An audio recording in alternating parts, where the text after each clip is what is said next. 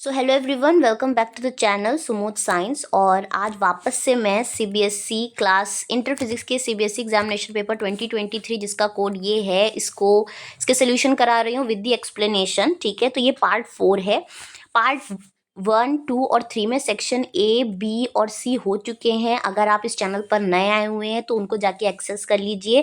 इस चैनल में ही आपको प्लेलिस्ट के अंदर सीबीएसई प्रीवियस ईयर पेपर नाम से जो प्लेलिस्ट मिलेगी उसके अंदर ये तीनों वीडियोस ऑलरेडी एग्जिस्ट हैं और बहुत अच्छी तरह से मैंने उसको एक्सप्लेन किया है। सो वहाँ जाके आप ये एक्सेस कर सकते हैं। दूसरी चीज़, अगर अच्छी लगे तो चैनल को सब्सक्राइब करिए ताकि ऐसी और वीडियोज़ जब आएँ आपको तुरंत ही नोटिफिकेशन मिल जाए। और ये मुझे मोटिवेट भी करेगा कि बच्चों तक पहुँच रही हैं अच्छी कंटेंट और वो उसको पसंद कर रहे हैं, तो मैं और वीडियोज़ डालने की भी कोशिश करूँगी। ठीक है। दूसरी चीज़, अगर आप सोच रहे हैं कि मैं इतने पार्ट्स क्यों बना रही हूँ, इकट्ठे भी देखिए मैं आंसर आपको दे सकती हूँ। आंसर्स तो आपको वैसे भी कहीं भी मिल जाएंगे, किसी भी वेबसाइट पे या किसी भी बुक के अंदर। बात तो ये है कि जो आपको डाउट्स होते हैं वो डाउट कहाँ कहाँ हैं उसको एक्सप्लेन करना मेरा मकसद है इस वीडियो में। और मुझे पता है जब बच्चे पढ़ते हैं बहुत सारे डाउट्स एग्जाम के समय तो बहुत सारे आ जाते हैं। ठीक है, तो वो ना आए और मेरी पूरी कोशिश है इतनी आसान भाषा में आपको ये आंसर बता देना कि आप सोचे कि यार फिजिक्स इतनी टफ तो है ही नहीं। ठीक है, सो मेरा मकसद यही है। उम्मीद है मैं इसमें खरी भी उतरूँ आप लोगों के लिए। ठीक है, सो बिना किसी टाइम को वेस्ट किए हुए शुरू करते हैं। प्रेजेंटेड बाय मीट्स महिमा द्विवेदी। ठीक है, चलिए शुरू करते हैं और पहुंच जाते हैं आज सेक्शन डी की ओर।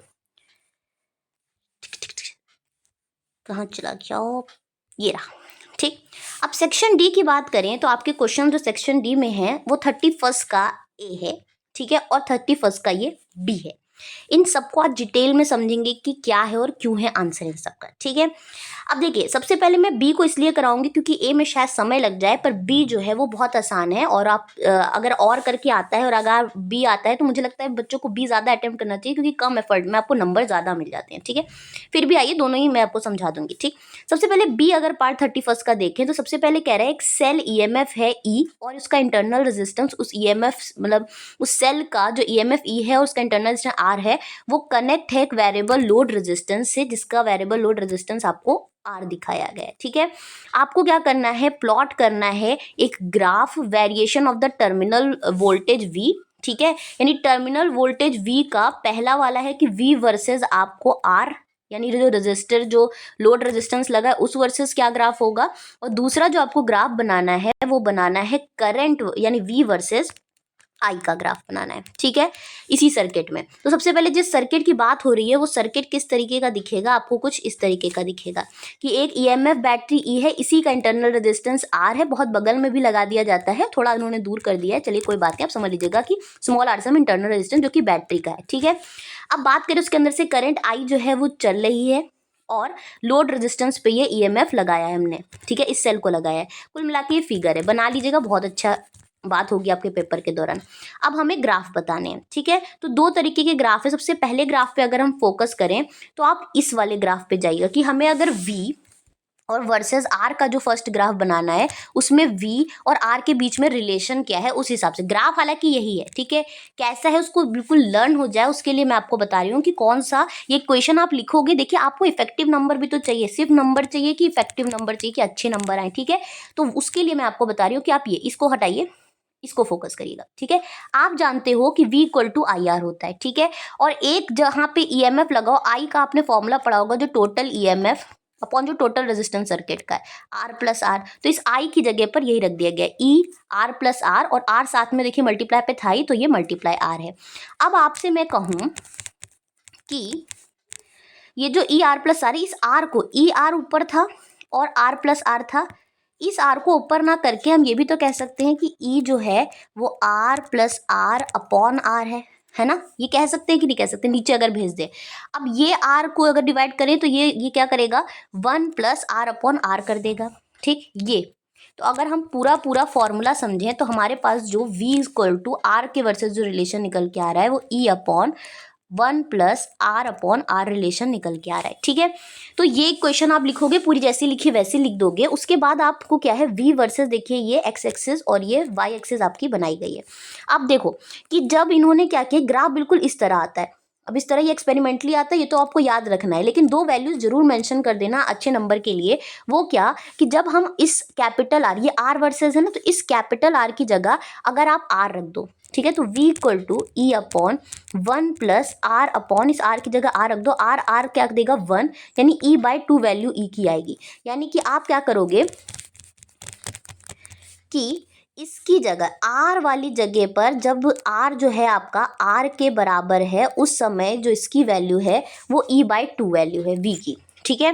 उसके बाद क्या करोगे कि बिल्कुल ये ग्राफ जहाँ गया है और r इक्वल टू अगर बहुत ज़्यादा हो जाए, बहुत ज़्यादा, ये जब बोला है कि r जो है रेजिस्टेंस वेरी लार्ज है, ठीक है, जब r रेजिस्टेंस वेरी लार्ज है उस जगह पे देखिए जब डिनोमिनेटर बहुत बड़ा है और r आपका कम है तो ये वैल्यू लगभग लगभग 0 के बराबर हो जाती है, तो आपका v लगभग लगभग e के बराबर हो जाता है। तो इसलिए यहाँ से जो लाइन खींचना वो v इक्वल टू ई का होगा, ठीक। तो ये ग्राफ कुल मिला के आप इस तरीके का ज़रूर बना दीजिएगा। तो ये तो हो गया v वर्सेस आपके r का ग्राफ जो लोड रेजिस्टेंस लगा है उसका। अब अगर बात करें कि दूसरा ग्राफ आपको बोला है v वर्सेस i का बनाने के लिए करंट का, ठीक है। तो आप सभी जानते हैं कि v equal to E minus R बहुत फेमस इक्वेशन है आपकी ईएमएफ ऑफ द बैटरी और पोटेंशियल ड्रॉप निकालने का, पोटेंशियल डिफरेंस है टर्मिनल वोल्टेज जिसको बोलते हैं v को, उसके वर्सेस जो रिलेशन है terminal voltage versus EMF of the battery of the cell और करंट के बीच का जो रिलेशन है v equal to E minus I R होता है, ठीक है। अब बात करें तो हम यहाँ से, आप इसको अभी छोड़ दीजिए, ठीक, यानी मेन फोकस यहाँ करिए। अब देखिए अगर हम बात करें तो ये जो एट आई इक्वल टू 0, ये स्ट्रेट लाइन की आपको इक्वेशन दिख रही होगी, ठीक। स्ट्रेट लाइन की इक्वेशन नहीं होती y equal to M X plus C, ठीक। तो अब आप देखो अगर हम इसको करें तो v को y लिख रहे हैं, ठीक।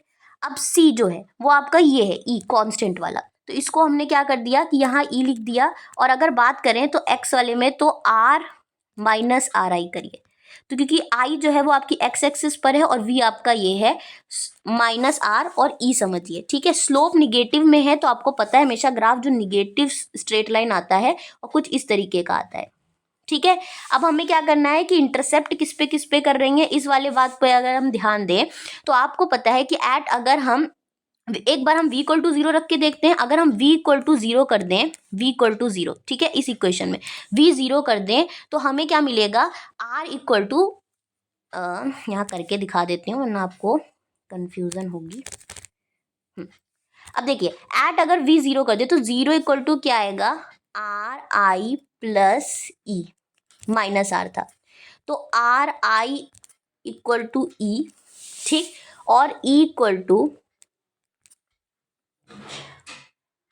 आई इक्वल टू, एक मिनट,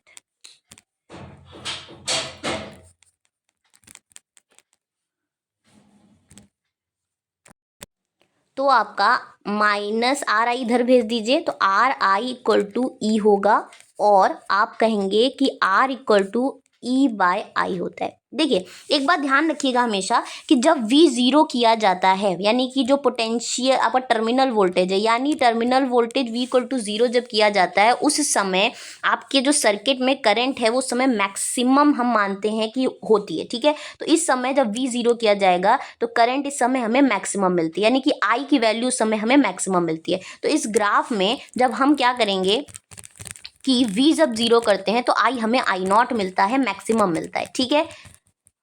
और इंटरनल रेजिस्टेंस की वैल्यू तो मैंने आपको बताई कि क्या होती है, ई अपॉन आई नॉट होती है उस समय, ठीक है। सो यहाँ पर जो ग्राफ है ये स्मॉल आर है, ठीक है। फिर जो यहाँ ग्राफ होगा तो यहाँ पर आप क्या करोगे जब v 0 है, यानी कि जब v 0 है तो आपकी ये जो i है वो उस समय मैक्सिमम है, आई नॉट है, ठीक है। तो यहाँ एक पॉइंट लगाओगे। दूसरी बात करें कि अगर i 0 कर दें हम, ठीक, एट i इक्वल टू 0, ठीक, हम एक बार y एक्सिस 0 करते हैं, एक बार x axis, at i equal to 0 पे इस इक्वेशन करोगे तो ये 0 हो जाएगा, उस समय v आपका क्या होगा e के बराबर होगा, तो उस समय v आपका e के बराबर है, ठीक है। तो हमारे पास क्या आया, ग्राफ आ गया और आपने लाइन स्ट्रेट लाइन उठा के इंटरसेप्ट करती हुई निगेटिव स्लोप के साथ ये खींच दी है। अब ये खींच दी है तो यही इसका ग्राफ है v वर्सेज i का, और ये ग्राफ था आपका जो रिक्वायर्ड था v वर्सेज r का। तो ये दोनों ही ग्राफ आपको बहुत अच्छे से प्रिपेयर करने हैं और ये सब लिख के प्रिपेयर करना तो ही बात कुछ अच्छी लगेगी, ये बात ध्यान रखना, ठीक है। सो उम्मीद है ये बात आपको समझ में आई होगी। नेक्स्ट बात करें तो इसी का नेक्स्ट क्वेश्चन है, वो बहुत ही आसान क्वेश्चन है, ठीक, पूरा क्लियर कर देते हैं। नेक्स्ट क्वेश्चन कह रहा है कि 3 सेल दिए हैं, तीनों सेल का जो ईएमएफ है ई है और इनका इंटरनल रेजिस्टेंस क्या है, 2R 3R 6R, ठीक है। तो एक एक का इंटरनल रेजिस्टेंस हम मान लेते हैं कि एक ई का 2R है, एक का 3R है, एक का 6R है, और ये पैरेलली कनेक्टेड है अक्रॉस किसके, रजिस्टर R के। आपको क्या चाहिए कि उस दौरान सर्किट में करंट क्या फ्लो होगी, I की वैल्यू, और दूसरा आपको terminal potential across the equivalent cell क्या है, टर्मिनल पोटेंशियल, वो भी निकालना है, ठीक है। सो अब बात कर लेते हैं हम यहाँ पर। तो आपको पता है कुछ इस तरीके से पैरेलल कॉम्बिनेशन में लगा होगा किसके, लोड रेजिस्टेंस R के, ठीक है। तो सबसे पहले एक टोटल ई, हमें देखिए करंट जब सर्किट के अंदर निकालनी होती है तो ये टोटल कितना ई बना रहा है, ठीक है, वो अगर हम पता कर लें तो हमें पता है कि जो करंट का फॉर्मूला होता है वो ई अपॉन टोटल रेजिस्टेंस होता है, total EMF upon total resistance. आप डायरेक्ट ये जानो। उससे अच्छा मैं आपको यही बताती हूँ कि मुझे जो पर्सनली मैं जिस फॉर्मूले को यूज़ करती हूँ वो यही होता है। आई जो है वो आपको ध्यान रखना है कि जब सर्किट के अंदर निकालना है तो टोटल ईएमएफ क्या है अपॉन टोटल रेजिस्टेंस क्या है, ठीक है। अगर आप इस बात को ध्यान रखोगे तो टोटल ईएमएफ निकालने के लिए हमें ईएमएफ का, अगर जो आपके सेल्स हैं वो पैरेलल में दिए हैं, सीरीज में दिए हैं, उनके डिफरेंट डिफरेंट फॉर्मूले होते हैं। अगर पैरेलल की बात करें तो ई टोटल ई निकालने के लिए ये फॉर्मूला होता है, ठीक। इसको मैं अभी हटा दे रही हूँ। अब ये E net equal to E1, अगर जितने भी होते हैं उस हिसाब से करते हैं, E one upon R1 plus E two upon R2 plus ई3 upon R3, 1 upon R1 plus 1 upon R2 plus 1 upon R3, ठीक है। तो आपको ई1 सभी का ई दिया हुआ है, ठीक है, ई1 ई2 और जो ई3 है वो सभी के ई ही दिए हैं, ठीक है।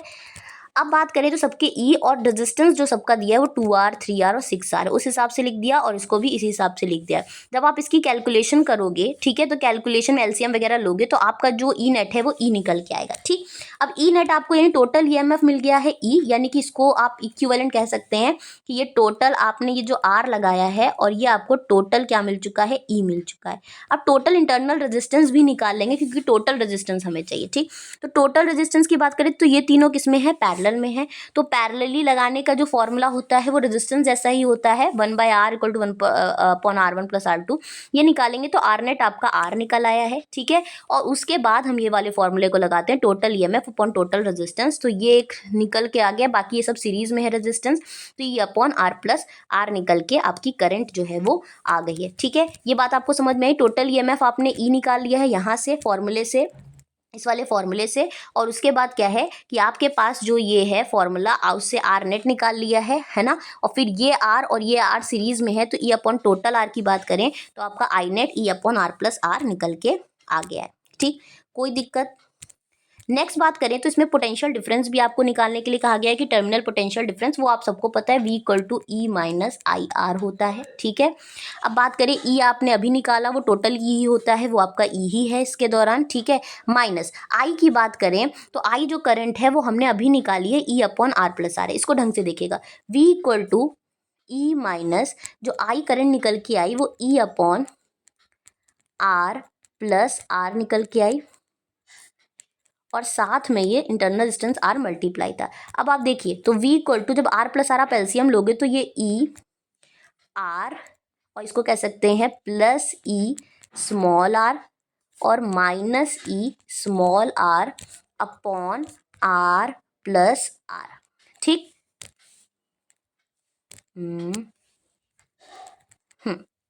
ठीक है। अब क्या करोगे, ई आर और ई आर आपस में कैंसिल हो गए तो हमारे पास जो बच के आया वो आया V equal to E R upon R plus R. ये आपका आंसर है जो यहाँ नीचे दिया गया है। मैंने एक्सप्लेन कर दिया है कि कैसे ये कैलकुलेट होके आया होगा, ठीक है। पूरी कोशिश की कि आपको कोई डाउट ना रह जाए, और पसंद आ रहा हो तो तुरंत ही चैनल को लाइक करें, सब्सक्राइब करें चैनल को, ठीक है। चलिए, और गुरु दक्षिणा समझिएगा ये आप फ्री की वो भी, ठीक है। सो अगर आपको अच्छा लग रहा हो तो ठीक। अब बात करें नेक्स्ट चीज़ की, तो नेक्स्ट जो क्वेश्चन है आपका, तो ये आपके हो गए। ये क्वेश्चन जो आपका बी था, देखिए बहुत वक्त नहीं, समझाने में मुझे वक्त लगता है, बस बाकी चीज़ें आपके लिए आसान ही है।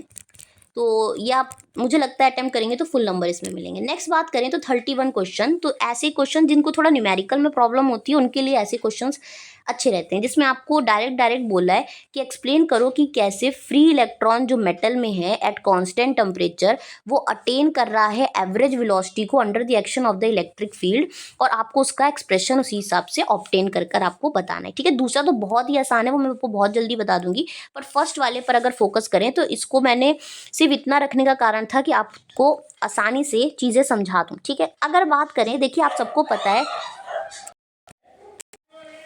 देखिए, जब ई जो होती है वो ज़ीरो होती है, यानी कि जब आपने किसी कंडक्टर पर इलेक्ट्रिक फील्ड नहीं अप्लाई की है, तो आपको पता है कि तब भी उस कंडक्टर के अंदर फ्री इलेक्ट्रॉन्स प्रेजेंट होते हैं। कंडक्टर की यही डेफिनेशन है कि उसके अंदर फ्री इलेक्ट्रॉन्स प्रेजेंट होते हैं, ठीक है।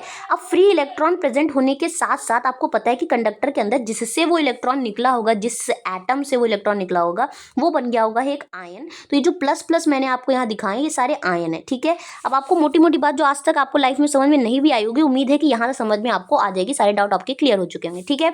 अब बात करें तो ये जो पॉजिटिव आयन आपको दिख रहा है, ये क्या करता है कि इलेक्ट्रॉन जो चल रहा होता है, इलेक्ट्रॉन उससे टकरा जाता है, क्योंकि वो बड़ा होता है, इलेक्ट्रॉन बहुत छोटा होता है, ठीक है। तो इलेक्ट्रॉन आता है आपको मैंने ये दिखाया कि ये देखिए, इससे टकरा के इसने डायरेक्शन अपनी यहाँ चेंज कर दी, वैसे ही टकरा कर इसने अपनी डायरेक्शन चेंज कर दी।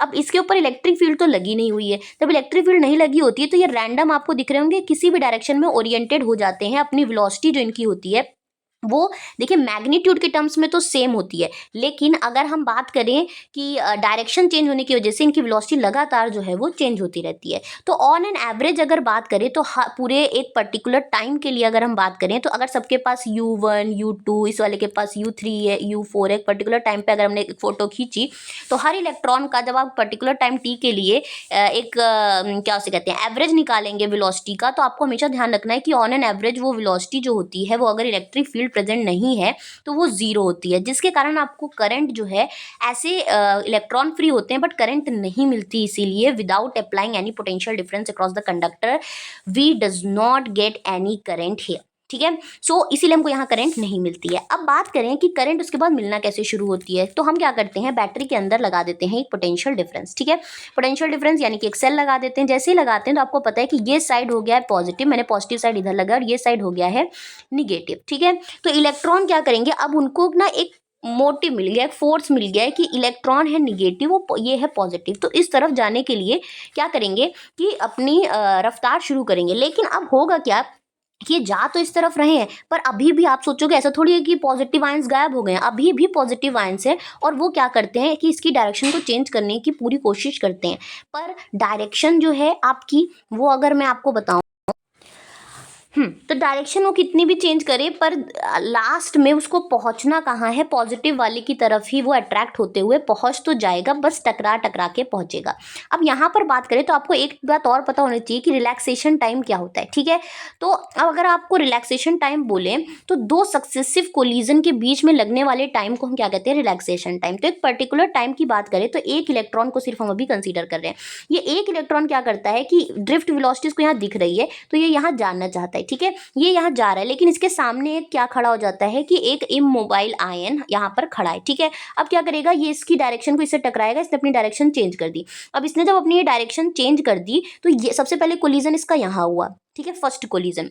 उसके बाद क्या हुआ कि इसने अपनी डायरेक्शन चेंज की, लेकिन चेंज करने के बाद जाना तो इसको इधर, ये वापस इधर आएगा, और इधर जाने के लिए जैसे ही अपनी रास्ता फिर से लेगा, और उसके बाद फिर से उसके सामने एक पॉजिटिव आयन खड़ा हो जाएगा, और फिर क्या होगा कि फिर से टकराकर अपनी डायरेक्शन को चेंज करेगा, लेकिन फिर से अपनी वेलोसिटी तक पहुंचेगा, ठीक है। यहाँ पर एक कोलिजन हुआ और यहाँ एक कोलिजन हुआ, ठीक है।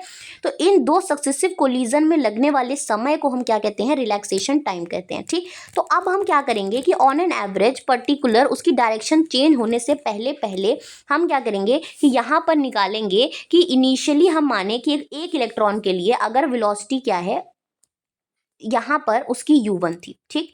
तो यहाँ पर पहुँचते पहुँचते उसकी वेलोसिटी क्या हो गई, वो हम फाइनल मान रहे हैं यहाँ पर V1 उस इलेक्ट्रॉन के, और उसमें लगने वाले टाइम की बात करें तो वो क्या टाइम है, वो टाउ है, ठीक। अब इसको जो खींच रहा है इस तरफ, उस फोर्स को आप जानते हो कि क्या कहते हैं, मैं यहाँ पहले आपको दिखा देती हूँ।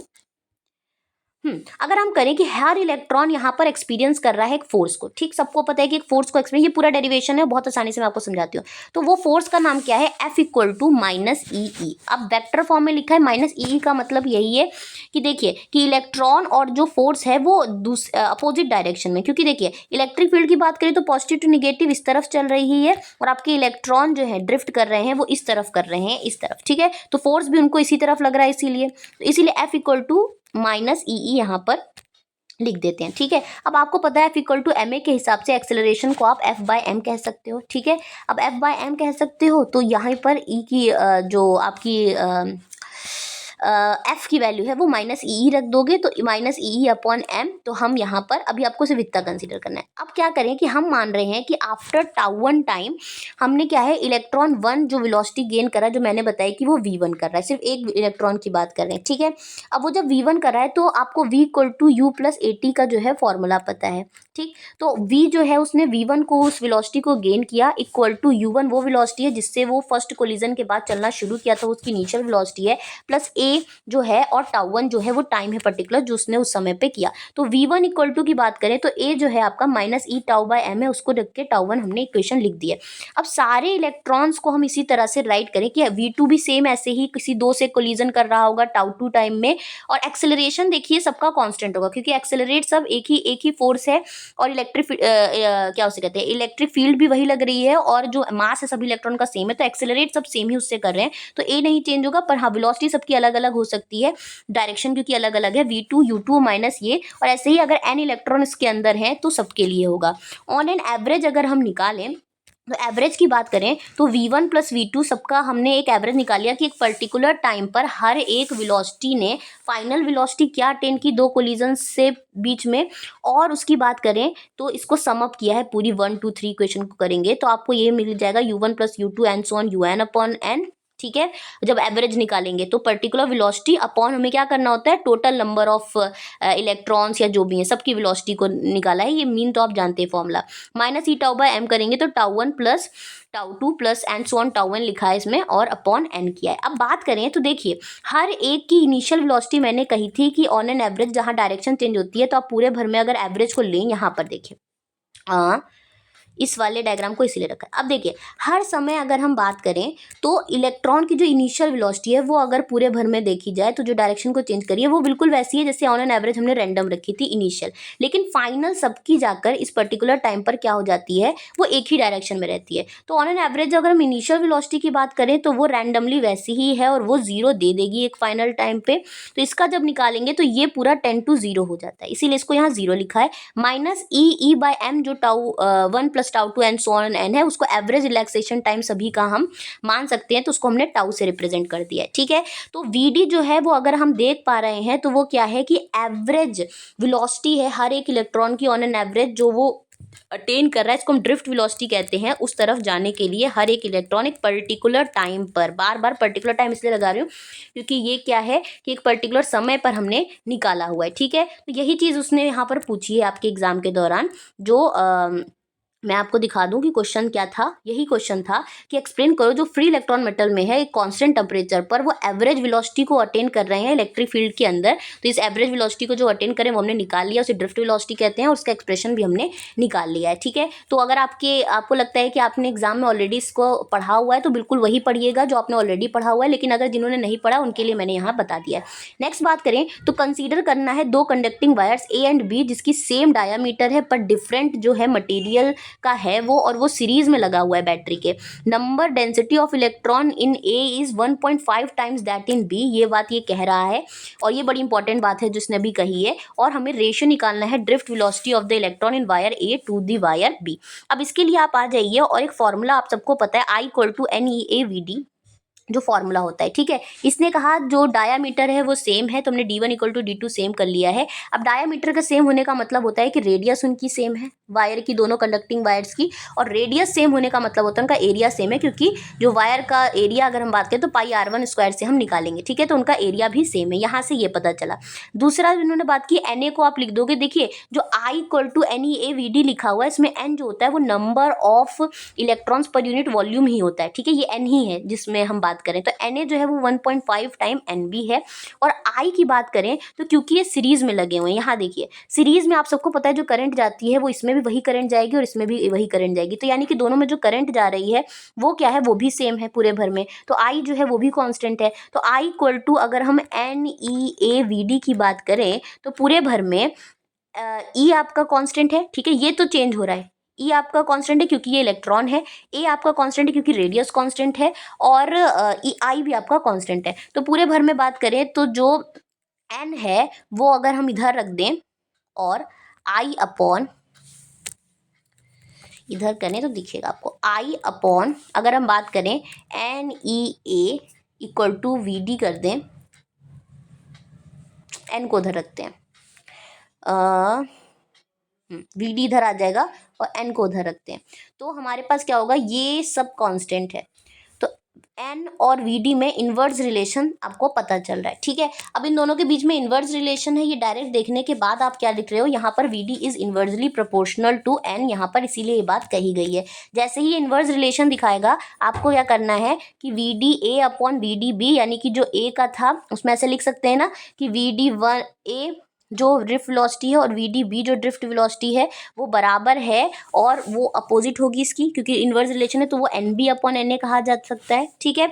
तो एन बी हमारा 1 ही है और एन ए को उन्होंने कहा 1.5 टाइम एन बी, तो एन बी आपका कट जाएगा और यहाँ पर जो बचेगा 1.5 को हटाओगे तो 10 हो जाएगा, तो 5 3 ज़ा 15, 5 2 ज़ा 10, इसलिए आंसर आपका कितना है 2/3 निकल के आया हुआ है, ठीक है। उम्मीद है आपको ये बात समझ में आई होगी, ठीक है। अगर आपको चीज़ें अच्छी लगी हों तो अगला जो है मैं वो डाल दूंगी इसी के बाद वीडियो। मैं चाहती हूँ कंटिन्यूएशन में रहे, कम से कम आप थोड़ा थोड़ा तो पढ़ते ही रहें और थोड़ा थोड़ा रिवाइज करते रहें, और अगली वीडियो और अच्छे से एक्सप्लेन करने की कोशिश करूँगी। अगर आपको पसंद आया है तो चैनल को लाइक करें, सब्सक्राइब करें और कमेंट करें, और thank you so much for watching it.